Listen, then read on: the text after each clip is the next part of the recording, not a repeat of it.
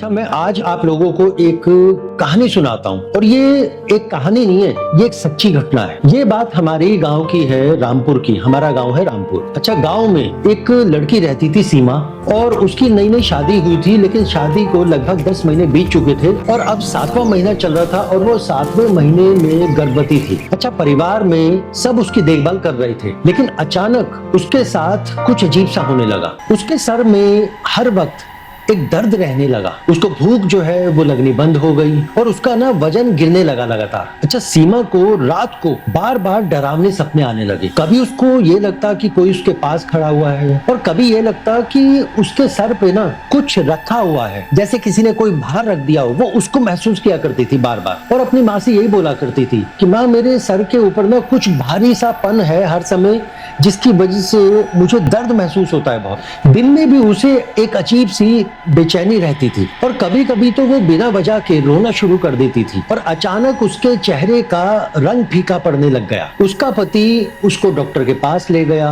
सभी टेस्ट कराए, लेकिन चिंता की बात तब बढ़ गई जब सभी टेस्ट नॉर्मल निकले और सीमा की जो कंडीशन थी वो दिन प्रतिदिन खराब होने लग गई। उसकी सास ने आसपास की बुजुर्ग महिलाओं से बातचीत की तो उन्होंने कहा कि ये कुछ और है, और एक ने कहा कि ये ऐसा कुछ ना काला जादू में भी होता है, कि हो सकता है कि किसी ने ईर्ष्या या नफरत में सीमा को और उसके बच्चे को नुकसान पहुंचाने के लिए शायद ऐसा कुछ कराया है। असल में हुआ क्या था कि सीमा एक बहुत ही गरीब घर की लड़की थी, लेकिन और उसके जो पिताजी थे वो टेलरिंग का काम करते थे, लेकिन सीमा बहुत सुंदर थी और उसके सुंदर होने की वजह से उसका विवाह एक अच्छे घर में हुआ था। बस यही बात उसके पड़ोस में उसके रिश्तेदार रहते थे, उनको बहुत चुभती थी, क्योंकि उनकी अपनी बेटी कुसुम, जिसका 2 बार रिश्ता होकर टूट चुका था, और टूटने वाले दोनों रिश्तों में से एक रिश्ता 3 महीने के बाद ही सीमा के लिए आया और पक्का भी हो गया था। बस इसी बात से कुसुम को सीमा से बहुत ईर्ष्या, बहुत जलन होने लग गई थी कि उसी घर में सीमा कैसे खुश रह सकती है जिस घर से मेरे लिए रिश्ता आया था। और ये सब कुसुम ने अपने चाचा के लड़के भानु के साथ मिलकर दूसरे गांव के एक तांत्रिक से करवाया था, जिसमें उस तांत्रिक ने सीमा के बाल और उसका पहना हुआ कपड़ा वो तामसिक पूजा में प्रयोग किया था। अब सीमा की टेस्ट रिपोर्ट जब नॉर्मल आई और उसके 3 दिन के बाद अचानक क्या हुआ कि एक रात सीमा की सास ने देखा कि दरवाजे के बाहर थोड़ी सी राख और नींबू और कुछ रंग पड़े हैं। अब उनका शक यकीन में बदल गया कि किसी ने कुछ तो कराया है। फिर उन्होंने पंडित जी को बुलाया और पंडित जी ने, क्योंकि बहुत ही अच्छे और सिद्ध पुरुष थे, उन्होंने घर में दाखिल होते सार ही कुछ भाप लिया।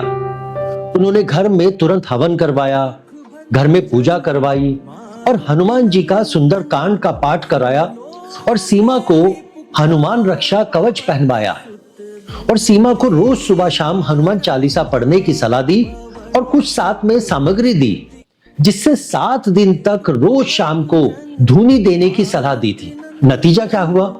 धीरे धीरे सीमा की हालत सुधरने लगी, उसके डर और बेचैनी में कमी आने लगी, घर का वातावरण भी धीरे धीरे बदलने लगा और कुछ महीने बाद उसके एक बहुत स्वस्थ और सुंदर बच्चे का जन्म हुआ।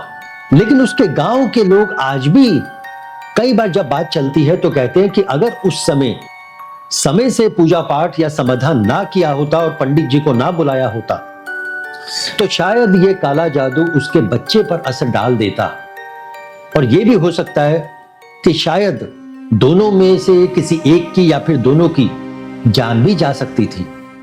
तो दोस्तों, ये एक सच्ची घटना की कहानी है जो मैंने आज आपको सुनाई। तो जैसे एक अच्छी एनर्जी होती है ना, वैसे ही बुरी एनर्जी भी होती है, और कभी अगर कुछ ऐसा महसूस करें आप भी, जैसा सीमा ने महसूस किया था, तो उसको डॉक्टरी इलाज के साथ साथ बाकी कुछ चीजों पर भी ध्यान दें, उसको कभी भी नजरअंदाज ना करें। छोटी सी सतर्कता आपके और आपके होने वाले बच्चे के लिए वरदान और आपके परिवार के लिए एक अच्छा समाचार बन सकती है।